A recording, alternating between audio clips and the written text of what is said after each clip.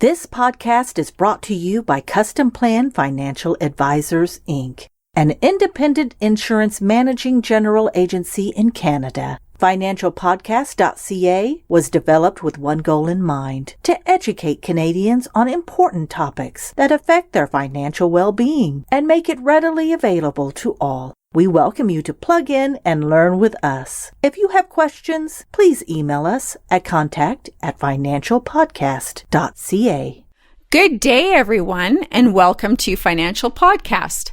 I'm your host, Darlene, and today we have a really special guest in Libby Wildman. Libby is the founder of Wildman Associates, and she moved to join Davis Ray in 2018.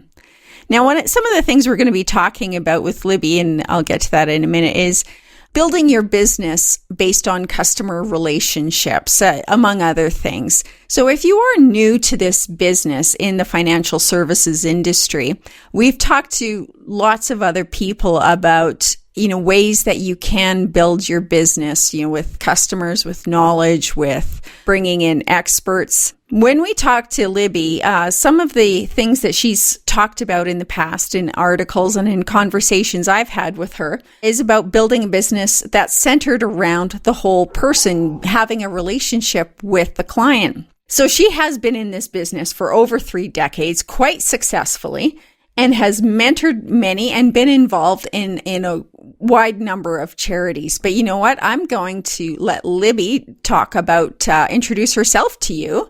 And I just wanted to say welcome, Libby, and thank you for coming on this program. Darlene, it's a thrill. And I have to say, it's also interesting. I'm talking to somebody in another part of our great country, Canada, because I find just even how people, in the West or the East or Central Canada go about building these relationships can be slightly different and also really applicable to our own communities. So I'm happy to be here and sharing knowledge because many people helped me on my journey. Well, we're happy to have you. So when we talked before, in preparation for this podcast today, you mentioned that there is such a wide breadth of options for a financial advisor today. They can be a generalist or a specialist, much like you said, regionally, or, have general knowledge. Can you talk a bit more about what's involved with some of these options?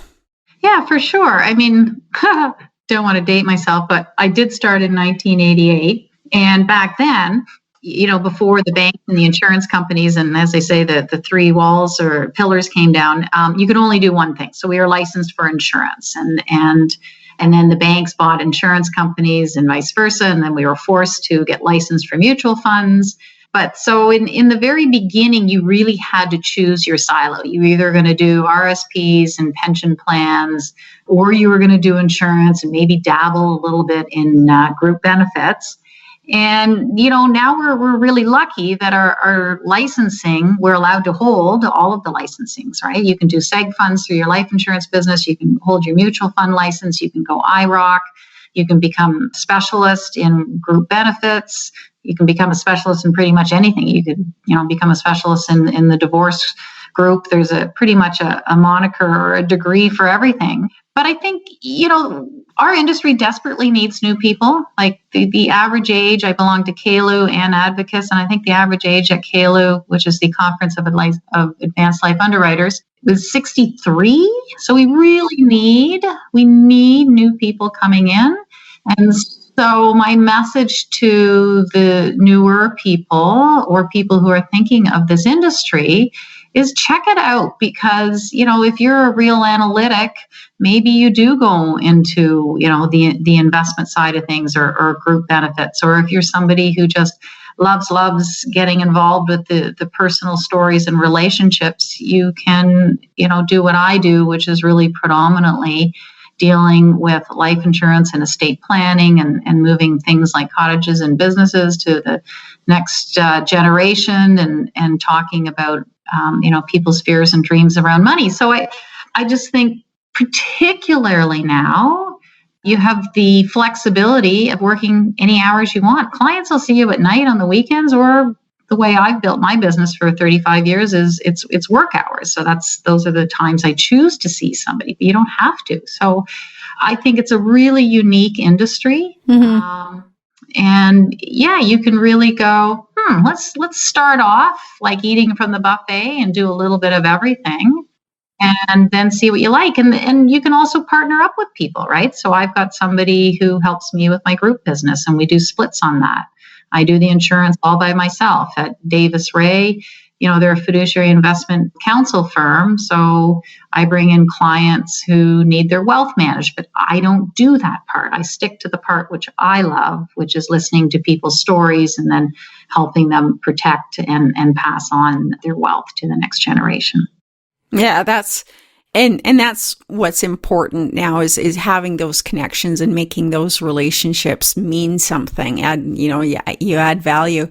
But I'm glad you brought up that you have partnerships with others, because that's one of the things we've also tried to encourage along in this program is that you don't have to be a master of all trades. You can bring in experts in different areas to help with various different scenarios. So I almost think you should, Darlene. I mean, the amount of paperwork, and I'm still actually going to say paperwork, even though it's online, it's like paperwork. The amount of paperwork and servicing that you have to do, if you're trying to be all things to one person and you don't have administrative help, you are really going to feel bogged down and going to be working long hours into the night. Whereas, for me, with the group side of the business, if somebody's going to go to market for me, I'm really happy to pay somebody a couple of points on that business to do all the detail work, and I'm just managing the relationship. It's so worth my while to give that up. I mean, because you could miss something too. It would be easy to do because I'm not one with a great deal of financial services experience. But I do know that, there's a lot to understand about all the different areas. And it would be really difficult to get a full understanding of all those different areas. So, well, there's a lot of compliance and regulatory issues too. I mean, I find in my 35 years that part has really, we cannot afford to be dropping the ball on that. So the other partnerships to look at, and I know we'll talk about prospecting, but finding a couple of accountants and lawyers in your area too that you can consistently refer to. I don't find that I get a lot of business back from those people, but I find by having a relationship with them that I feel very comfortable in the quality of service that I get, that my clients will be looked after in a timely manner, that they understand the types of people I'm going to bring to them, because clients, when they come and spill their money stories to you, they often need more than just our help. So to have a couple people in your back pocket who you've already vetted and they're not going to screw up the relationship for you is a great thing. Yeah, that's absolutely important. How I got in touch with you was because there was an article in the December issue of the Insurance Journal where you were interviewed and you had talked about some pretty creative ways to go about reaching new prospects, speaking of prospects. So what are some of the opportunities that new advisors could be looking for when building their businesses? Yeah, I was really, really fortunate that my father, Libby Wildman, was our trainer on prospecting. And I really learned quickly I was lousy at prospecting. I didn't like doing it. So I had to find workarounds and none of my ideas are unique. They're all things I've adopted from other people and made it to my own. So, take these ideas and then make them your own. But some of them are really super simple, where I'd be at a lawyer's office. I mean, I know it's a bit different now, but you can do this online. I'd be visiting a client in their law firm, and as I was walking down to the office, I would make a mental note of a couple of names on the doors, because law firms always have the names on, beside the doors. And so, in that meeting or maybe the next day, I would phone, let's say I was, seeing Suzanne Jones, and I'd say, hey, Suzanne, I'm going to be speaking with Matthew Smith tomorrow, and would you mind if I mentioned your name so I didn't come across as a complete stranger? And so that other person, I'm not asking for their permission to call. I'm just saying, hey, I'm going to be talking to this person anyway. You guys work in the same firm. Do you mind if I mention that we know each other so I don't come across as a complete stranger? And almost every time people are like, yeah, sure, that's fine. If you've done a good job for them. Yeah, that is good. And there's a lot, probably other creative ways too. I don't know how many people are seeing others in offices right now, but, I'm quite certain there's still like that network of available opportunities. Well, I'll tell you, I did this the other week. I actually just went online. I was trying to get in touch with a few women lawyers, and I just went online to the different law firms and I just Googled women lawyers, and up came these names. And then I was like, okay, so do I know anybody in that law firm that I can send a quick email to and say, hey, I'm going to be calling Suzanne Smith. Do you mind if I say that we know each other? So the concept still works during COVID and online. Yeah. It's just using your imagination, really, is what it comes down to. Absolutely. I've been doing a lot of walking appointments with prospects and clients.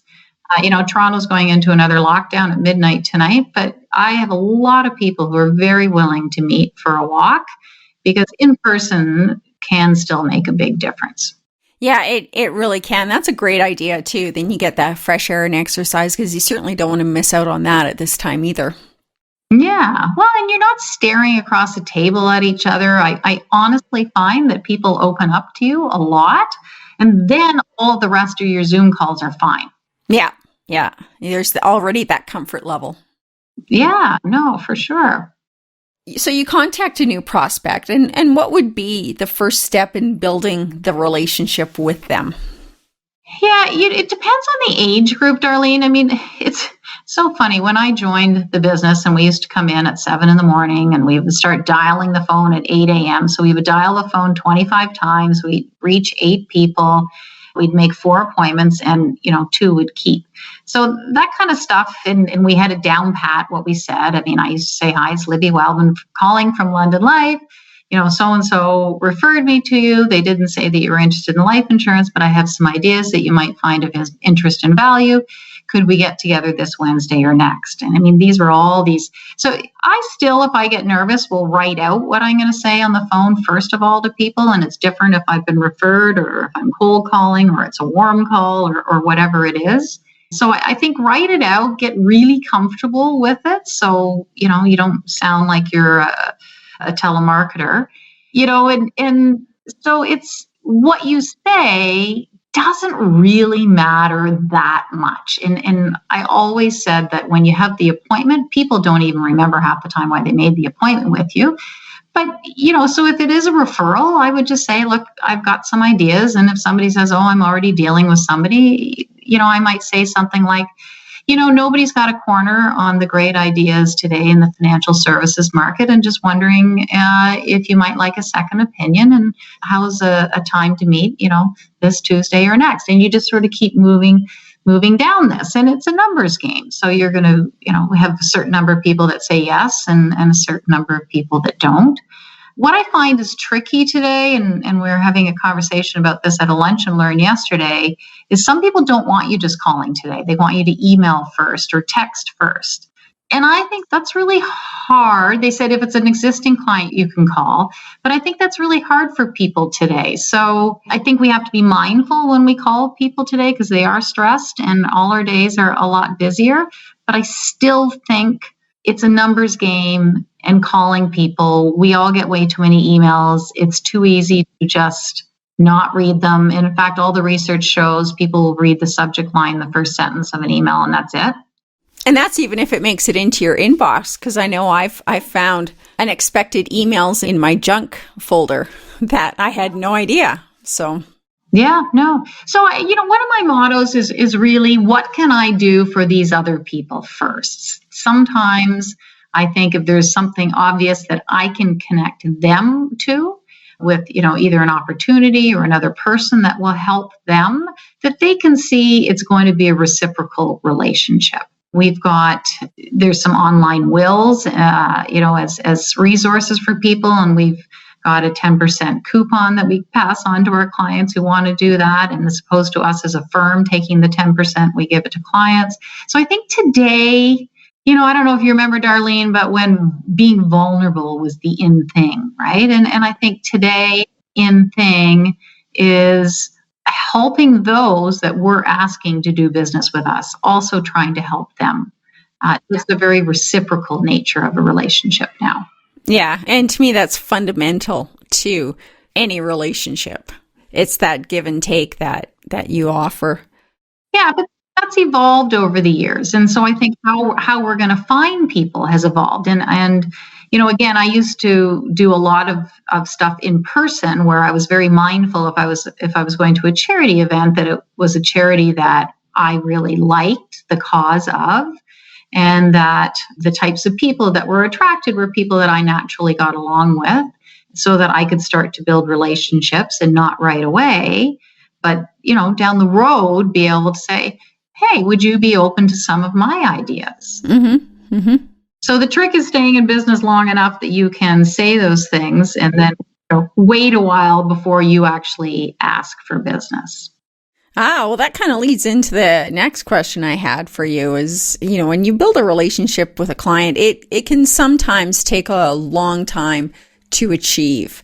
Is there anything an advisor, you could recommend an advisor to do to shorten that gap a bit? I think the short answer to that, Darlene, is that we just need to understand it's a numbers game. And so not everybody you talk to is going to be in the right frame of mind again, my dad used to either say it's not me, no money, or not now. So I think the faster that we can recognize with a prospect that either it's not the right time, or it's not me, we didn't connect, or they don't have the money right now, the faster that we can do that, then the less energy we're going to spend going down that rabbit hole that was never going to work out anyway, and to work with the people where it will work. So again, we were very numbers oriented. I was very lucky with my training. And so if you saw 10 people, you would open up 3 cases and you would close 1. So 10, 3, and 1. I bet you the number's the same today. That's interesting, and it's probably true. Yeah. So what I've changed a little bit is my language when I start to feel I'm talking to somebody where they might be tire kickers, and I mean that in a sense where they just want information. They just want information, and we get all excited as salespeople. Oh my God, somebody's interested. They want to talk about they want to talk about life insurance. Oh my God.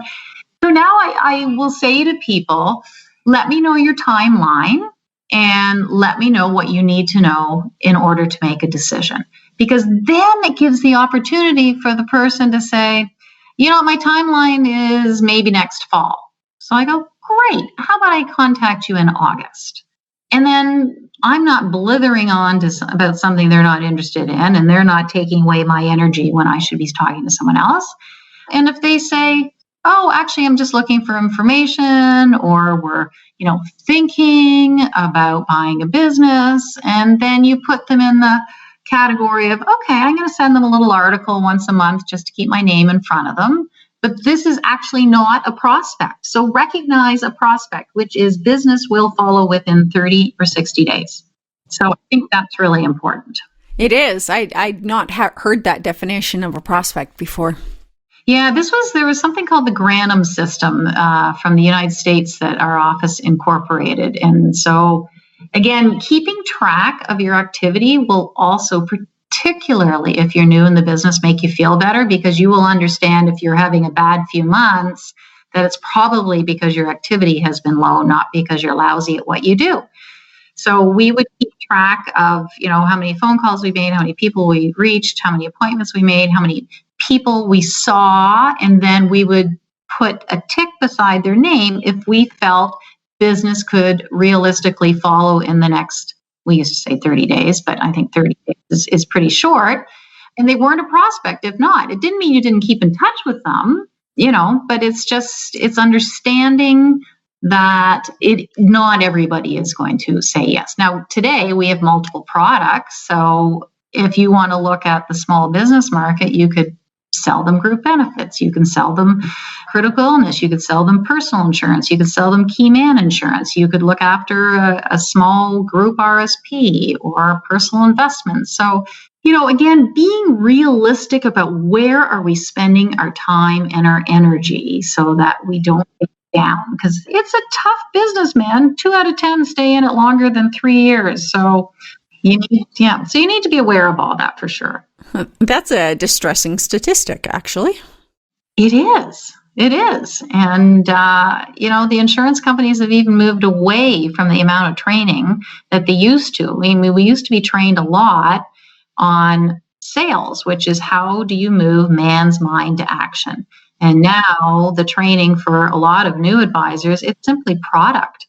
And it's not right. But the insurance companies aren't investing in that anymore.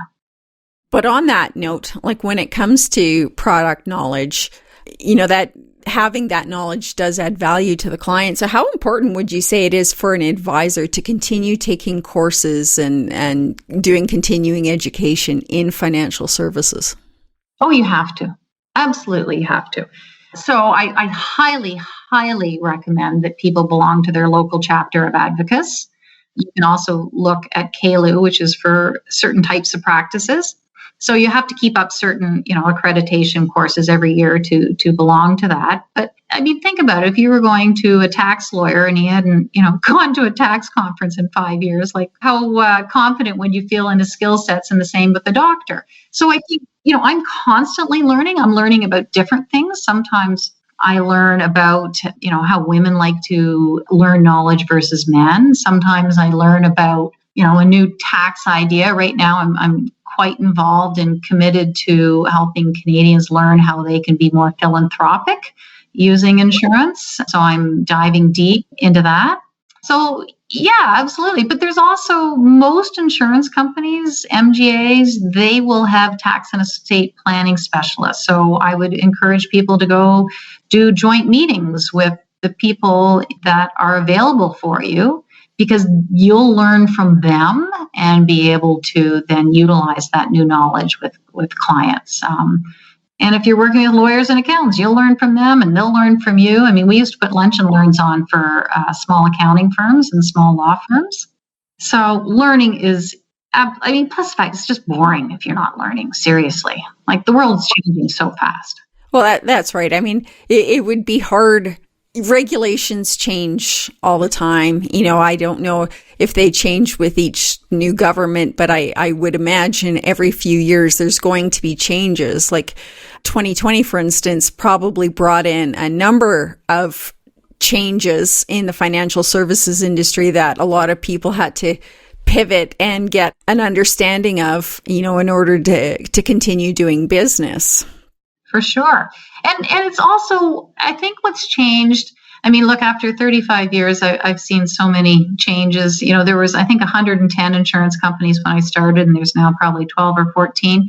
But what's changed is also how people want to be treated, how they want to send you information, how often they want to be contacted, what are their concerns and problems. When my dad started, he was the first guy they'd hired who wasn't married, because they believed you had to be married in order to sell life insurance. And people didn't insure their stay-at-home wives back then. Like, it was just didn't enter their minds, And now I'm hearing more and more from clients saying that they don't want their children, they don't want each generation to have to start all over again building a financial security platform. And so it's more and more important now from the people I'm speaking to that they are leaving something for the next generation. And, I think that's newer thinking than it was 40 and 50 years ago. Yeah, and I'm glad you brought that up too, because we've had on a company by the name of Financial Literacy Inc. in Vancouver, and they'll be back again. We'll be talking about financial literacy for children. Because the goal is that, you've created this wealth. You don't want it to all be lost in the next generation. You want your family and your descendants to have an understanding of how to manage wealth. So that's what they do. And I think that's probably fairly new. Financial literacy is is something that's not taught in school, but I believe should be? So, there is something that a newer person in our industry could do, Darlene, is they can decide to put on a webinar, and then they can invite, a local lawyer or accountant or somebody from Manulife, Canada Life, Sun Life, Equitable Life, whatever, to come on and actually run the webinar. And now they're going to be seen as bringing expert advice to people who want it. That's a great idea.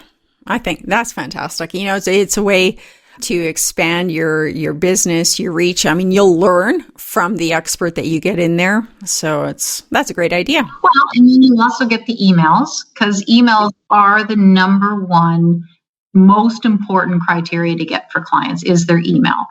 People spend a lot of money doing campaigns to get emails. So if you're doing a webinar, you can, and then you have the permission to follow up and send them appropriate information on an ongoing basis. I mean, when I would start to do my calling years ago, and if somebody said, no, I'm sorry, I'm not interested, I would always say to them, I totally get that. Do you mind if I stay in touch? And if they said yes, then I would say, I usually stay in touch with people on their birthday. Do you mind if I get your birth date? And I wouldn't get the year, but let's say it's October 6th. And so now, I had an excuse to call them in and around October 6th or send them a happy birthday note.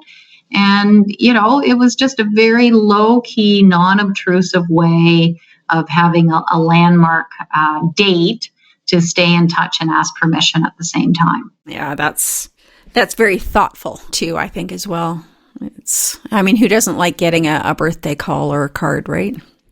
People all put their pants on one leg at a time, and we're all real people. And there's just I've stopped actually doing Christmas stuff because it's inundated at Christmas time, right? People get so many cards and so many gifts. I thought mine's just being lost in that chaos, and yet on people's birth dates. And I know other colleagues of mine, friends, they might do something, happy spring. Like, it really doesn't matter. But if you're going to do it, then do it every spring. And people start to expect it, Yeah, consistency.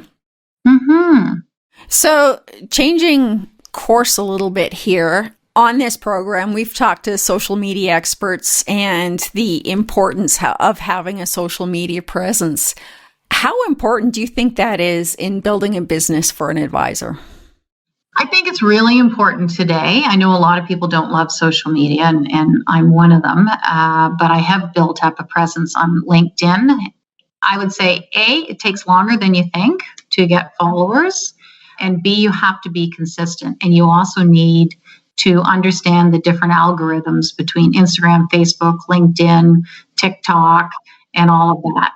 So one of the things I did, because I really am not great at posting and that, is I hired a young person just out of one of our local colleges, and I pay them a monthly amount to post for me, like a few $100s, not a lot of money. And we have put together a consistent plan of the types of things that I'm going to post and when. And so it takes all that stress off of me, because you absolutely need to have a presence online, I believe. I agree. I think it would be difficult to maintain any kind of a business that wasn't online in some fashion. Well, if you Google anybody's name today, the first thing that will come up is LinkedIn. So it doesn't mean they will or won't do business with you if you don't have a LinkedIn presence. But if you do, it's just another touch point where they go, oh, this person seems like a good person. I mean, they can scroll down and see, do you volunteer? Who else do they know? What kinds of things do they do? And these statistics are, particularly the Gen Zs and the millennials, that they will check you out before they will engage in phone calls and do business with you. Maybe the baby boomers don't care so much. But so I do think it's important. And, Darlene, like, what you do is a very specific niche-y thing. And bringing education and this advice and expertise to financial advisors, we need to be aware when we're living our lives and going on social media what our brand is at all times. And I tell this to my kids in their 20s. What you wear, who you hang out with, what you do, what you post, how you speak, It's all your brand. So I'm not judging what your brand is, but just be aware it all points to your brand. And so as financial advisors, where we're getting really into very delicate and personal information with people, they're not going to want to see pictures of you chugging a beer keg upside down on the weekend on the boys' trip. Like, they're just not, right? Yeah, it's kind of funny how all of that goes to perception and building credibility, but it's just a fact of life. Yeah. So, don't invite your clients to be on your Facebook page or to be friends with you if you put a whole bunch of personal pictures there. LinkedIn is still considered the business platform. Yeah. And I have always liked LinkedIn for that reason. Yeah, I learn a lot. In fact, a lot of the inspiration for the shows that we get comes from LinkedIn, because somebody will have commented on an interesting article. And so, I try to follow up on that, and I'm grateful for LinkedIn and its professionalism and that level of professionalism that's maintained there. Yeah. Clubhouse is another one, Darlene. I don't know how many people are aware of Clubhouse. I only heard about it about a month ago, actually. Yeah. So at the moment, I think it's only iPhone users, but it's free, and you can start up your own room and post that, you're going to be speaking about, let's say, wills. And then whoever wants to learn about that can pop in, and it can be interactive, and there's no video, so you don't have to worry about what you look like. But I would really encourage people to say, first, who's your target market? Who's your ideal client? Like, this is going back to Basics 101. Then where do you find them? How do you speak to them? Because people want to do business with people who are like them. So you can have more than one target market, but it's the same thing. And this was all drilled into me at an early age. If I'm sitting with the dentist and I want more dental prospects when I'm asking for referrals, I would say to that person, who else do you know that has a dental practice similar to yours, that has 2 hygienists or 3 assistants or whatever, that you think might be interested in speaking to me? So whoever you ask for is whoever they're going to give. So if you're actually looking to deal with dentists, then ask for dentists. And we can all stretch the truth if we're new in the business and say, my expertise is really helping and understanding dentists and how they run their practice and all the different financial ins and outs that go along with that. So who else do you know that I might be able to help who is a dentist? And so whether you have one dentist client or 20, they don't know what they're not going to ask you. So we got to fake it until we make it and borrow other people's stories. I mean, I did that for years. Well, I think that probably applies to a number of different professions as well. For sure. You have to start somewhere. But, getting back to social media for a bit too, when we did talk to our social media expert, one of the things she said is that, once you have decided on your target market, will determine which social media platform serves you best. So yeah. Instagram, for instance, is popular amongst millennials. That's my understanding. TikTok amongst another group, Facebook, you're probably getting into if you want to use that at all, the 35 and up.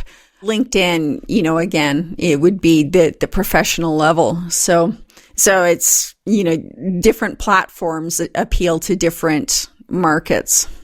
My business coach, which I would highly encourage everybody to invest in some kind of a coach. And I have had different coaches over the years as I've grown and changed how I want to run my life and run my business. I find different coaches to fit that style. But my business coach this year has said, choose one social media platform and stick with it until you're so big on that it doesn't matter anymore. Because she said, you will have no life if you are trying to like other people's things on LinkedIn and Facebook and Instagram and TikTok, because part of the whole social media thing, it's like being at a cocktail party and somebody only talks about them, right? They need to ask about you. So if you're going to be on LinkedIn, you need to like and make comment on other people's things too, if you want to have your posting shared. There's an etiquette that people need to understand.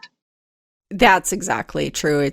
And I think that's what a lot of people need to understand, like you said, is the etiquette. There's a level of what's acceptable and what isn't, and how you treat people is going to go a long way to how you are viewed. Yeah, no, for sure, for sure. And, the other thing we talked about, you and I, Darlene, was study groups, because they were really big for a while, and I think people have sort of gotten away from it. But it's actually not that difficult. Again, you can ask, your MGA or your insurance company for some help, but just to call up some other advisors who are not in your immediate vicinity. So you get some different kind of thinking. So we had one guy from Montreal, one from Calgary, one from Vancouver, one from Sarnia, and me, and we would meet in different places across the country once a year, and we would have to come with like a case study to discuss. Whoever was running it had to bring in a guest speaker. But it was also, we would take the time to set our goals and objectives for the year, and we would get really competitive with each other. Like, it was fun, and it would be like, oh yeah, you think you're going to do that? Well, I'm going to do this, because it's a lonely business. It really is. And most insurance companies and MGAs are not housing advisors the way they used to. And so we need the interaction with others to buoy us on the bad days and to celebrate us on the big wins. So I think a study group is a fabulous way to do that. That sounds kind of like a mastermind group. Yeah, sure. I mean, you could call it that. Yeah. Oh, I think either way, whatever you call it, and getting together with colleagues and sharing ideas can only be beneficial, really. Yeah, I think we're really, really lucky in that our industry shares all of the best ideas. I mean, if you've ever gone to the Ontario Sales Congress or MDRT, again, that's outside of COVID, but some of the stuff is online. It's amazing how generous people are in sharing their ideas. And I'll tell you why, Darlene, because 90% of the people will never use them. So it's crazy. It's crazy. So if you're listening and you're hearing good ideas, act upon them, and you will soar above everybody else. Absolutely. Well, Libby, you know what? I've sure enjoyed this conversation. I've learned a lot, had a much better understanding of the financial services industry. Would you like to leave our listeners with any final thoughts? Yeah, I would just say reach out. You don't have to do this alone. There are always people who will do joint appointments for you. You can hire telemarketers. I did that at one point in my career when I wrote out what I wanted them to say. You can bring in experts. So you are not alone. Reach out and ride on other people's coattails, and just don't think that you have to live in a silo. And thank you, Darlene, for doing this, because it is a tough industry. And because of people like you doing this and sharing the information, it's going to keep a few more people doing what they need to. And Canadians do not have enough financial advice. There are not enough people out there to help them. There you go. Need to stay in the industry, learn. Thank you, Libby. That's very nice. So as always, thank you, Libby, for coming on the show. And many thanks to Customplan Financial Advisors for sponsoring this program. Customplan Financial Advisors is an award-winning MGA servicing advisors across the country. So if you have an idea for this program or know someone who would like to be a guest, please send an email to contact@financialpodcast.ca. Thank you, everyone, and you have a great day. The views expressed here are those of the participants and not those of Customplan Financial Advisors Inc., its affiliates, or subsidiaries. This is not intended to serve as a complete analysis of every material fact regarding any company, industry, or security. This presentation may contain forward-looking statements. Investors are cautioned not to place undue reliance on such statements, as actual results could vary. This site and podcasts are for general information purposes only and does not constitute investment advice and is not intended as an endorsement of any specific investment product or service. Individual investors should consult with an investment professional about their personal situation. Past performance is not indicative of future results. If you are unsure about what is the best course of action for you in your financial planning, then we suggest you consult a fee-based independent financial advisor or get in touch with us to discuss your individual situation. Our phone number is 604-687-7773.